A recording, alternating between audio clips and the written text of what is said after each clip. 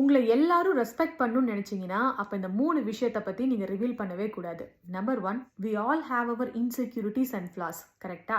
அப்படி இருக்கும்போது எல்லார்கிட்டையும் போய் நம்மளோட இன்செக்யூரிட்டிஸ், நம்ம பயப்படக்கூடிய விஷயங்கள், நம்மளோட வீக்னஸை வந்து தெரியப்படுத்தணும் அப்படின்னு அவசியமே கிடையாது. அடுத்தவங்க கிட்ட என்னமோ ட்ரூவா இருக்கணும், ஜென்யூனா இருக்கணும் அப்படிங்கறதெல்லாம் இம்பார்ட்டன்ட் தான்.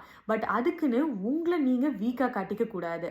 Show your strength and confidence. நம்ம யாருங்க அப்படிங்கறத மறைக்கிறோம் அப்படின்லாம் இங்க அர்த்தம் கிடையாது.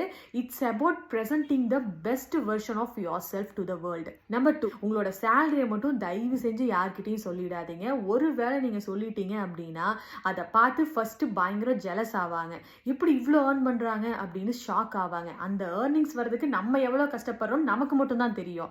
ஒருவேளை உங்களோட இன்கம் வந்து ரொம்ப லோவா இருந்துச்சுன்னு வச்சுக்கோங்களேன், நம்மளை விட கம்மியா தான் ஏர்ன் பண்ணிட்டு இருக்காங்க அப்படின்னு பயங்கர ஜாலி ஆயிடுவாங்க. நம்பர் 3, நீங்க பாக்குற எல்லார்கிட்டயுமே போய் உங்களோட ப்ராப்ளமை கம்ப்ளைண்ட் பண்ணிட்டே இருந்தீங்கன்னா இது உங்களை நெகட்டிவா ப்ரொஜெக்ட் பண்ணும். யாரு ஒருத்தங்க பாசிட்டிவான அவுட்லுக் மெயின்டைன் பண்றாங்களோ அவங்கள தான் எல்லாருக்கும் பிடிக்கும். அவங்கள தான் ரொம்ப ரொம்ப ரெஸ்பெக்டும் பண்ணுவாங்க.